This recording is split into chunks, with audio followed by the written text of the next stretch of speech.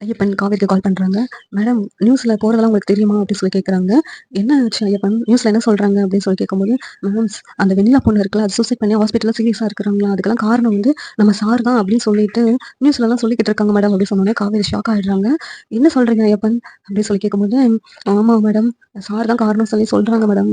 நீங்க இப்பதான் சார்க்கே நான் சொன்னேன்." அப்படிங்கிறாங்க. ஆனா விஜய்க்கு கால் பண்றாங்க காவேரி. "என்ன விஜய் நியூஸ்ல என்னென்னமோ சொல்லிக்கிட்டு இருக்காங்க. வெண்ணிலா சூசைட் பண்ணிக்கிட்டாளாம்." அப்படிங்கிறாங்க. "ஆமா காவேரி, இன்னைக்கு தான் வெண்ணிலா மாமாவ சந்திச்சு பேசலான்னு போனா, அந்த வெண்ணிலா மாமா வந்து அந்த சூசைடுக்கு காரணமே நான் தான்னு போலீஸ்ல கம்ப்ளைண்ட் குடுத்துருக்காங்க.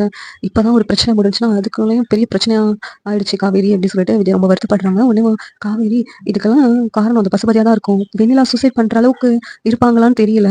ஆனா இதுக்கு காரணம் என்னமோ அந்த பசுபதியா தான் இருக்கணும்." அப்படின்னு சொல்லிட்டு காவேரி சொல்றாங்க. பசுபதி தான் ஏதோ வெண்ணிலாவ பண்ணிட்டான். அந்த பழிய தூக்கி உங்க மேல போடுறாங்க விஜய்.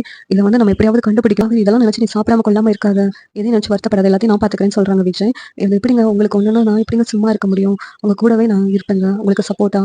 நீங்க எங்க இருக்கீங்க? நான் அங்க வரேன்." அப்படின்னு சொல்லிட்டு காவேரி கிளம்பி விஜய் கிட்ட போறாங்க. இந்த பசுபதியும் ராகினியும் சேர்ந்து தான் வந்து ஏதோ சூழ்ச்சி பண்ணி உங்கள சிக்க வைக்கணும்னு பிளான் பண்றாங்க.